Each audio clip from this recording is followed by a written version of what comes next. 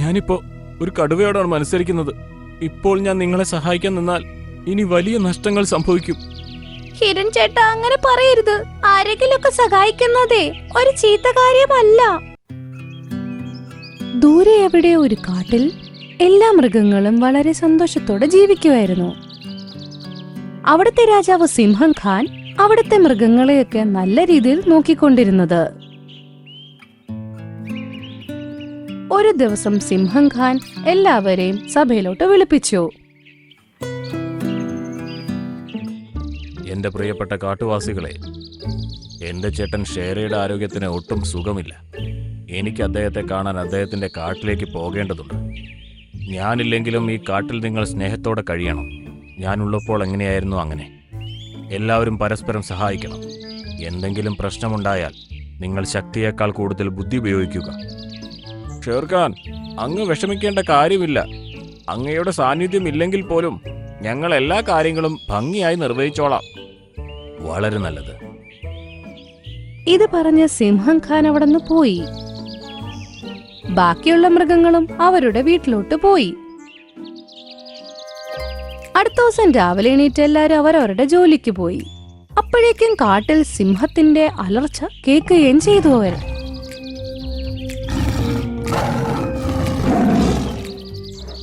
എല്ലാ മൃഗങ്ങളും ധൈര്യത്തോടെ തന്നെ എവിടെ നിന്നാണോ ശബ്ദം കേട്ടെ അങ്ങോട്ടേക്ക് പോയി. അവര് നോക്കുമ്പോ സിംഹം ഖാന്റെ മടയിൽ വേറൊരു സിംഹം നിൽക്കുന്നു. നീ ആരാണ്? ശബ്ദം കുറയ്ക്ക. ഞാൻ ഈ കാട്ടിലെ പുതിയ രാജാവാണ്. ഈ കാട്ടിൽ ഇനി വേറെ സിംഹമില്ല. ഇനി നിങ്ങൾ ആരെങ്കിലും എന്നെ എതിർത്ത് കഴിഞ്ഞാൽ അവനെ ഞാൻ എന്റെ ആദ്യത്തെ ഇരയാക്കും. അവന്റെ സംസാരം കേട്ടപ്പോ ഒരു മൃഗങ്ങൾക്കും ധൈര്യമുണ്ടായില്ല അവനെ എതിർക്കാൻ. ധൈര്യത്തോടെ മാൻ വന്ന് അവനോട് പറഞ്ഞു, ശരി അങ്ങുന്നേ, ഞങ്ങൾ അങ്ങയെ രാജാവാക്കാൻ തയ്യാറാണ്. അവൻ പറഞ്ഞ കാര്യം കേട്ട് എല്ലാ മൃഗങ്ങൾ അവനെ തന്നെ അന്തം വിട്ട് നോക്കി. ഈ മാൻ എന്തായി പറഞ്ഞത്? സിംഹത്തിനാണേ സന്തോഷമായി. അതെ അങ്ങുന്നേ, ഞങ്ങൾക്ക് അങ്ങ് രാജാവാകുന്നതിൽ സമ്മതമാണ്. ഇപ്പോൾ അങ്ങുന്ന് ഈ കാട്ടിലെ ആചാരങ്ങൾ പൂർത്തിയാക്കാനുള്ള സമയമായി. ആചാരങ്ങളോ? എന്താചാരങ്ങൾ? ഞങ്ങളുടെ കാട്ടിലൊരു പഴയ ആചാരമുണ്ട്. ആരാണോ രാജാവാകുന്നത് അവരാദ്യമായിട്ട് ഒരു മാനിനെ ഓട്ടത്തിൽ തോൽപ്പിക്കണം. ഈ ആചാരം പൂർത്തിയാക്കാതെ ഒരാൾക്കും രാജാവാകാൻ കഴിയില്ല. ശരി, ഞാൻ നിന്നോട് ഓട്ടപ്പന്തയത്തിന് തയ്യാറാണ്. ആ പറഞ്ഞ കാര്യം കേട്ട് എല്ലാ മൃഗങ്ങളും അന്തം വിട്ട്. കാരണം ഒരു മാൻ എങ്ങനെ ഒരു സിംഹത്തിനെ തോൽപ്പിക്കുന്നത്? സിംഹത്തിനാണേ സന്തോഷമായി. എന്തായാലും അവൻ തന്നെയാണ് ഈ കാട്ടിലെ രാജാവ്. കുറച്ചേരം കഴിഞ്ഞപ്പോ സിംഹം, മാൻ, എല്ലാ മൃഗങ്ങളും ഒരു സ്ഥലത്ത് കൂട്ടം കൂടി നിന്നു. ഞാൻ, ബഗീര, പിന്നെ ടിങ്കുമോയിലും ഇവിടെ നിൽക്കാം. ഇവിടെ നിന്നാണ് ഓട്ടപ്പന്തയം തുടങ്ങുക. ആ കറുത്ത കുന്ന് എത്തുന്നതോടെ അത് അവസാനിക്കുകയും ചെയ്യും. അവിടെ കഴുതപ്പുലിയും മോട്ടുകുരുങ്ങനും കുറുനരിയും ഉണ്ടായിരിക്കും. ആരാണോ അവരുടെ അടുത്ത് ആദ്യമായിട്ട് എത്തുന്നത് അവരായിരിക്കും ഈ ഓട്ടപ്പന്തയം വിജയിക്കുക. ഇത് കേട്ട് കഴിഞ്ഞപ്പോ സിംഹത്തിന്റെ മുഖത്ത് സന്തോഷം വന്നു. കുഞ്ഞുമാനാണെങ്കിൽ മുഖത്ത് സന്തോഷമുണ്ടായിരുന്നു. ആന അപ്പോഴേക്കും തുമ്പിക്കൈ വെച്ച് റേസ് തുടങ്ങി.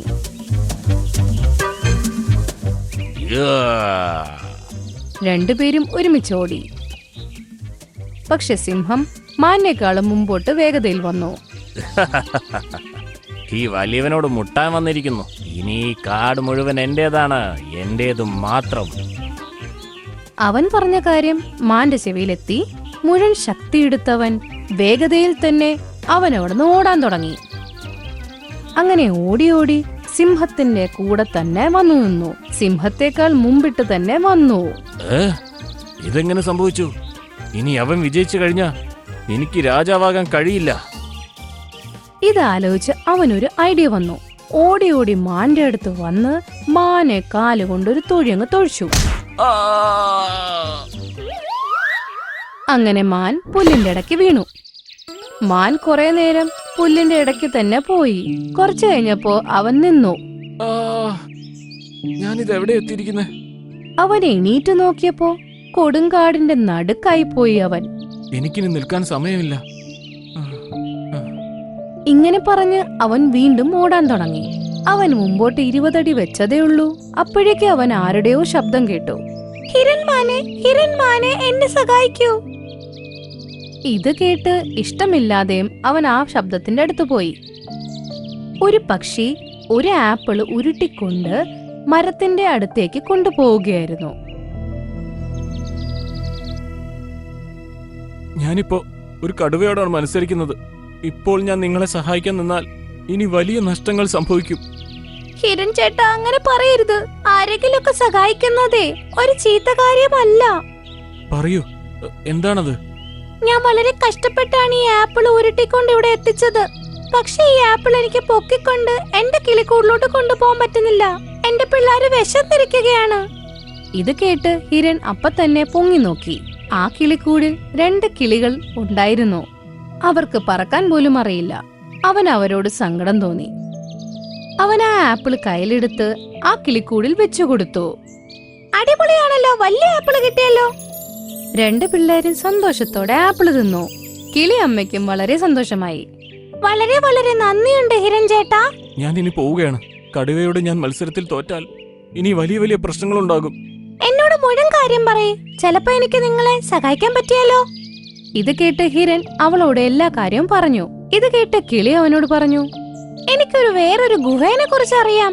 അതിന്റെ അകത്ത് നീ കേറിയാ അതിന്റെ അപ്പുറം ചെന്നെത്തുന്നത് ഒരു കറുത്ത മലയുടെ അടുത്തായിരിക്കും. എന്ത്? നമ്മുടെ കാട്ടിൽ അങ്ങനെ ഒരു ഗുഹയുണ്ടോ? ആ, ഞാൻ സത്യം പറയണേ, വാ എന്റെ കൂടെ. ഇത് പറഞ്ഞ കിളി അവനെ ഒരു ഗുഹയുടെ അടുത്ത് കൊണ്ടുപോയി. ഹിരൺ വേഗതയുടെ ആ ഗുഹയുടെ അകത്തോട്ട് പോയി. മുഴുവൻ ശക്തി എടുത്താണ് ഓടിയത്. ഗുഹയാണെങ്കിൽ വലുതായിരുന്നു, ഭയങ്കര ഇരുട്ടും. എന്നിട്ടും ഹിരൺ മുഴുവൻ ശക്തിയോടെയും സന്തോഷത്തോടെ തന്നെ ഓടാൻ തുടങ്ങി. ഇപ്പുറത്ത് കഴുതപ്പുലി, മോണ്ടുകുരങ്ങൻ, കുറുക്കൻ എല്ലാവരും സിംഹം ഒറ്റയ്ക്ക് ഓടി വരുന്നതായി കാണും. അത് കണ്ടവർക്ക് സങ്കടമായി. കടുവ മാത്രമാണല്ലോ വരുന്നത്. മാനിതെവിടെ പോയി കിടക്കുക? ഇനി ഉടൻ തന്നെ ഞാൻ ഈ കാട്ടിലെ രാജാവാകാൻ പോവുകയാണ്. സിംഹം അടുത്ത് വരെ എത്താറായി. 3 മൃഗങ്ങളും ഭയങ്കരമായി പേടിച്ചു വിറച്ചു നിന്നു. അപ്പോഴേക്കും അവരുടെ അടുത്തുനിന്ന് തന്നെ ഗുഹയിൽ നിന്നും ഹിരൺ പുറത്തോട്ട് ഓടി വന്നതായി കാണും. അല്ല, ഇത് എവിടുന്ന് പൊങ്ങി വന്നു? സിംഹം വളരെ വേഗതയിൽ ഓടി. പക്ഷെ ഹിരൺ അപ്പോഴേക്കും അവിടെ എത്തി. ഇത് കണ്ട് 3 മൃഗങ്ങൾക്ക് ഒരുപാട് സന്തോഷമായി. അയ്യോ, നിന്നെ ഞാൻ...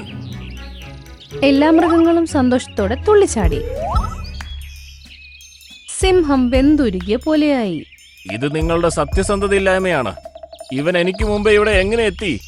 സത്യസന്ധതയില്ലാത്ത നിങ്ങൾക്കായിരുന്നു. ഓട്ടത്തിൽ നിങ്ങളോട് വിജയിക്കാതിരിക്കാൻ വേണ്ടി നിങ്ങൾ എന്നെ കാട്ടിലേക്ക് തള്ളിയിട്ടില്ലേ? ഇത് കേട്ട് ബാക്കി മൃഗങ്ങൾ എല്ലാവരും സിംഹത്തെ തുറിച്ചു നോക്കാൻ തുടങ്ങി. ഒരു കിളിയാണ് എന്നെ സഹായിച്ചത്. കിളിയെ സഹായിച്ചതിന് പകരമായി അതെനിക്ക് ഇവിടേക്കുള്ള വഴി കാണിച്ചു തന്നു. ഇത് കേട്ട് സിംഹത്തിന് സ്വന്തമായി നാണക്കേട് തോന്നി. അങ്ങനെ അവിടെ നിന്ന് അവൻ ഓടിപ്പോയി. ചോട്ടുമാനെ, ഇന്ന് നീ ഇല്ലായിരുന്നുവെങ്കിൽ നമ്മളെല്ലാം അവന്റെ അടിമയായി തീരുമായിരുന്നു. ആരോ പറഞ്ഞത് ശരിയാണ്. നമ്മൾ ഒരാളെ സഹായിച്ചാൽ ആർക്കും നമ്മളെ ഉപദ്രവിക്കാൻ കഴിയില്ല. നീ എല്ലാം വൃത്തികേടായിട്ടാണല്ലോ നോക്കുന്നത് കാക്കേ. നീ എന്റെ വീട് മുഴുവനും അശുദ്ധമാക്കി. നീ തന്നെ അതെല്ലാം ശുദ്ധീകരിച്ചോളൂ. എന്റെ ഇവിടത്തെ ജോലി തീർന്നു. പിന്നെ എന്തിന് ഞാനിതെല്ലാം ചെയ്യണം?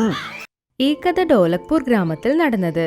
ആ ഗ്രാമത്തിലുണ്ടായിരുന്ന പറവകൾ മരങ്ങളെല്ലാം സന്തോഷത്തോടെ ജീവിച്ചുകൊണ്ടിരുന്നു.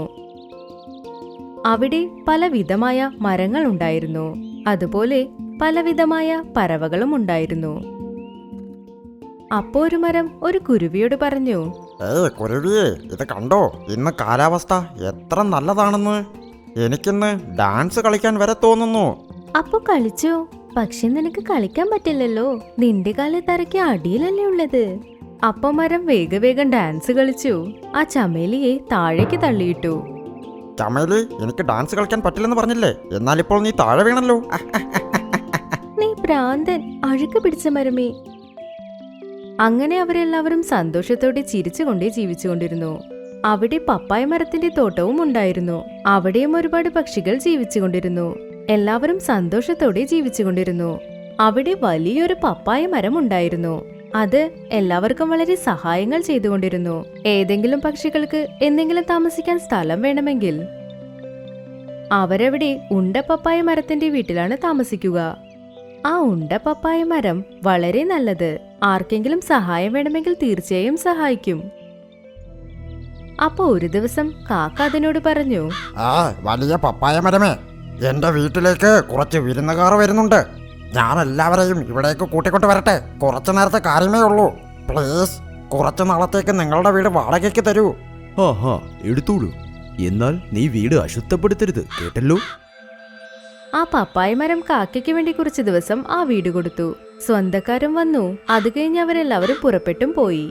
പക്ഷെ കാക്കയുടെ സ്വന്തക്കാർ ആ വീടിനെ എത്രത്തോളം നശിപ്പിച്ചിട്ട് പോയെന്നോ.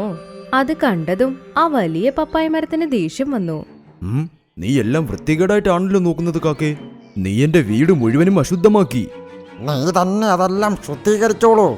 എന്റെ ഇവിടത്തെ ജോലി തീർന്നു. പിന്നെ എന്തിന് ഞാൻ ഇതെല്ലാം ചെയ്യണം? അത് കേട്ടതും ആ വലിയ പപ്പായ മരത്തിന് വളരെ വിഷമം തോന്നി. അത് കഴിഞ്ഞ് കുറച്ച് ദിവസത്തിൽ മഴക്കാലവും വന്നെത്തി. എല്ലാ പറവകൾക്കും അവരവർക്കൊരു കൂടുണ്ടായിരുന്നു. പക്ഷേ കാലവിനും ഒരു കുരുവിക്കും മാത്രം വീടുണ്ടായിരുന്നില്ല. പാവം ചമേലിക്കുരുവി ഒരുപാട് കഷ്ടപ്പെട്ടുകൊണ്ടിരുന്നു. പക്ഷെ കൂടുണ്ടാക്കാൻ അതിന് ഒരു സാധനവും കിട്ടിയില്ല. പക്ഷെ ചമേലിക്കുരുവി വളരെ നല്ലവളാണ്. പപ്പാളി ചേട്ടാ, ഞാൻ നിന്റെ വീട്ടിലിരുന്നോട്ടെ? മഴ വളരെ കൂടുതലാണ്. എന്റെ കുഞ്ഞുങ്ങളും നനയുന്നുണ്ട്. ശരി ചമേലി, ഇരുന്നോളൂ. എന്നാൽ ശുചിത്വം പാലിക്കണം. ആ കറുത്ത കാക്കയും ഇവിടെ താമസിച്ചിരുന്നു. എന്നാൽ അത് വീട് മുഴുവനും നശിപ്പിച്ചിട്ടാ പോയത്. അങ്ങനെ കുറച്ചു നേരം വരെ കാലവും മഴയിൽ തന്നെ നനഞ്ഞുകൊണ്ടിരുന്നു. അതിനിപ്പോ തണുക്കാനും തുടങ്ങിയിരുന്നു. അത് കഴിഞ്ഞത് വലിയ പപ്പായ മരത്തിനടുത്ത് വന്നു. പപ്പായ മരമേ, പപ്പായ മരമേ, എന്നെ നിങ്ങളുടെ വീട്ടിലേക്ക് കയറ്റൂ. ഞാൻ ഈ തണുപ്പത്തല്ലെങ്കിൽ ചത്തുപോകും. പറ്റില്ല കറുത്ത കാക്കേ.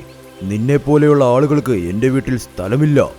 ഇവിടെ ചമേലിയും അവളുടെ കുഞ്ഞുങ്ങളും താമസിക്കുന്നു. നിനക്കിവിടെ സ്ഥലമില്ല, പൊയ്ക്കോളൂ. കാലു കാക്ക ഇത് കേട്ടതും വളരെ വിഷമത്തോടെ പോയി. കുറച്ച് ദിവസങ്ങളിൽ മഴയും നിന്നുപോയി. അത് കഴിഞ്ഞ് എല്ലാ പറവകളും അവരവരുടെ സ്ഥലത്തേക്ക് പോയി. ഇപ്പോ സാഹചര്യവും വളരെ നല്ലതായിരുന്നു. ചില നാളുകൾക്ക് ശേഷം ആ കാട്ടിലേക്ക് 2 ഭയങ്കരമായ കഴുകുകൾ വന്നു. അതെല്ലാം കഴിച്ചുകൊണ്ടിരുന്നു. മരത്തിലുള്ള പഴങ്ങളും അത് തള്ളിയിടും. അവർ രണ്ടുപേരും ഒരുപാട് പക്ഷികളെ വേട്ടയാടിക്കൊണ്ടിരുന്നു. ഇപ്പൊ അത് വലിയ പപ്പായ മരത്തിന്റെ പപ്പായ നശിപ്പിക്കാൻ വന്നിരുന്നു. തടിച്ച പപ്പായ മരമേ, നിനക്ക് മാത്രം രക്ഷപ്പെടണോ? നിന്റെ ഫലങ്ങളും നാശമാകാൻ പോകുന്നു. പിന്നെ നീ എങ്ങനെ ജീവനോടെ ഇരിക്കാനാണ്? വേണ്ട വേണ്ട, എന്നെ കൊന്നുകളയല്ലേ. എന്റെ ഫലങ്ങൾ നീ നശിപ്പിക്കരുത്. ഞാൻ ഇവിടെയുള്ള പക്ഷികൾക്ക് താമസിക്കാൻ വീട് നൽകുന്നു. ഞാനില്ലാതെയായാൽ ഒരുപാട് പക്ഷികൾക്ക് വീടില്ലാതെയാകും. അതിനുവേണ്ടി ഞാനിപ്പോൾ എന്തു ചെയ്യാനാ? എന്റെ ജോലി തന്നെ എല്ലാം നശിപ്പിക്കുന്നതാണ്. ഈ കാട്ടിൽ എന്നെ കണ്ടാൽ എങ്ങനെ പേടിക്കുമെന്നറിയാമോ? എല്ലാ പക്ഷികളെയും ഞാൻ കൊന്നു തിന്നും. കുറച്ചു നേരത്തിൽ ചമേലി അവിടെ പറന്നുകൊണ്ടേ വന്നു. അപ്പൊ അത് കണ്ടു. ആ കഴുക് വലിയ പപ്പായ മരത്തിന് കഷ്ടം കൊടുത്തുകൊണ്ടേയിരിക്കുന്നത്. അത് വേഗത്തിൽ അവിടേക്ക് പോയി. ഈ മോശമായ കഴുകേ, ആ പപ്പായ മരം വിട്ട് ദൂരെ പോ. അദ്ദേഹത്തിന് ഒരു ശല്യം കൊടുക്കല്ലേ. ഒരുപക്ഷെ നീ അദ്ദേഹത്തെ ശല്യപ്പെടുത്തിയാൽ നീ എന്റെ കൂടെ വഴക്കിടണം നോക്കിക്കോ. ഏയ് ചിട്ടുക്കുരുവി, നീ എന്നെ എന്ത് ചെയ്യാനാണ്? ഈ പപ്പായ മരത്തിന് ഞാൻ ഉറപ്പായും നശിപ്പിക്കും. അങ്ങനെങ്കിൽ വാ വഴക്കിന്. ചമേലിക്കും ആ കഴുകിനും വഴക്കുണ്ടാവാൻ തുടങ്ങി. അപ്പൊ ചമേലി കാടിന്റെ വേറൊരു ഭാഗത്ത് ആ കഴുകിനെ കൊണ്ടുപോയി. വേട്ടക്കാർ എവിടെയാണ് വലയിട്ട് വെച്ചത് അവിടെ. അപ്പൊ ആ കഴുക് ചമേലി എവിടെ പോകുന്നു അവിടെ പിന്തുടർന്ന് പോയി. അപ്പൊ ചമേലി ആ വല എവിടെയാണോ അതിന്റെ അടുത്തുകൂടെ പോയി. അത് കഴിഞ്ഞ് കുറച്ച് അപ്പുറത്തോട്ട് പോയി. പക്ഷെ കഴുകിന്റെ വേഗം കൂടുതലായതുകൊണ്ട് അതിന് മറ്റൊരു ഭാഗത്ത് പറക്കാൻ കഴിഞ്ഞില്ല. അവിടെയുണ്ടായിരുന്ന വലയിൽ അത് പെട്ടുപോയി.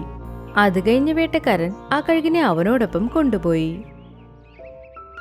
അത് കഴിഞ്ഞ് ചമേലിക്കുരുവി വീണ്ടും ആ വലിയ പപ്പായ മരത്തിനടുത്തേക്ക് പോയി. ചമേലി, നിനക്ക് ഒരുപാട് നന്ദി. നീ വളരെ നല്ലവളാ. നീ നിന്റെ ജീവൻ പണയം വെച്ച് എന്നെ രക്ഷിച്ചിരിക്കുന്നു. അതൊന്നും സാരമില്ല പപ്പായ മരമേ, നിങ്ങൾക്ക് എന്ത് വേണമെങ്കിലും എന്നോട് പറയൂ. അങ്ങനെ ആരെങ്കിലും നിങ്ങളെ ഉപദ്രവിക്കാൻ സമ്മതിക്കോ? പിന്നെ ചമേലി, നിനക്ക് എന്ത് സഹായം വേണമെങ്കിലും അതെന്നോട് ചോദിക്കാം. നിന്റെ എല്ലാ കഷ്ടപ്പാടും ഞാൻ അകറ്റാം. ഇല്ല, എനിക്ക് ഒരു കഷ്ടവുമില്ല. പിന്നെ പപ്പായ മരമേ, ഞാനിപ്പോ എനിക്ക് വേണ്ടി കൂട് പണിയാൻ കോലെടുക്കാൻ പോകുന്നു. എന്തെന്നാൽ വീണ്ടും മഴ വരാൻ പോകുന്നു. ഏയ് ചമേലി, നിനക്ക് സ്വന്തമായി വീട് നിർമ്മിക്കാൻ ആഗ്രഹമില്ലേ? ഇന്നു മുതൽ എന്റെ വീട് നിന്റെ വീടായി മാറാൻ പോകുന്നു. അയ്യോ പപ്പായ മരമേ, നിങ്ങൾ എന്ത് പറഞ്ഞുകൊണ്ടിരിക്കുന്നു? അതെ അതെ, നീ എന്റെ ജീവൻ രക്ഷിച്ചിരിക്കുന്നു. നിനക്ക് വേണ്ടി ഇതെങ്കിലും ചെയ്യണമല്ലോ. ഇന്നു മുതൽ ഈ വീട് നിന്റെ സ്വന്തം വീടാ. മഴ വന്നാലും വെയിൽ വന്നാലും എന്ത് ശല്യം വന്നാലും നിനക്കിവിടെ ഇരിക്കാം. ഇനി മുതൽ ഈ വീട് നിന്റെയും വീടാ. ഈ വീട്ടിലേക്ക് ഇനി ആരും തന്നെ വരില്ല. ഈ വീട് നിനക്ക് വേണ്ടി മാത്രമാ. അപ്പൊ ഇന്നു മുതൽ നിങ്ങൾ എന്റെ വലിയ പപ്പായ ചെറിയച്ഛൻ. ആ, അങ്ങനെ തന്നെ കരുത്. അത് കഴിഞ്ഞ് വലിയ പപ്പായ മരവും ചമേലിയും ഒരുമിച്ചാണ് ജീവിച്ചത്. അവർ രണ്ടുപേരും വളരെ സന്തോഷത്തിലായിരുന്നു, വളരെ സന്തോഷത്തോടെ ജീവിച്ചുകൊണ്ടിരുന്നു. ചമേലി അവളുടെ കുട്ടികളെയും അവിടേക്ക് കൊണ്ടുപോയി. ഈ കഥയിൽ നിന്ന് നമ്മൾ എന്ത് മനസ്സിലാക്കിയെന്നോ? നമ്മൾ ആർക്ക് എന്ത് ചെയ്യുന്നോ അത് തന്നെ നമുക്ക് തിരിച്ചു കിട്ടും. നമ്മൾ നല്ലത് ചെയ്താൽ നമുക്ക് നല്ലത് തന്നെ സംഭവിക്കും. പക്ഷെ നമ്മൾ നാശം ചെയ്താലോ? നമുക്കും നാശം തന്നെ സംഭവിക്കും.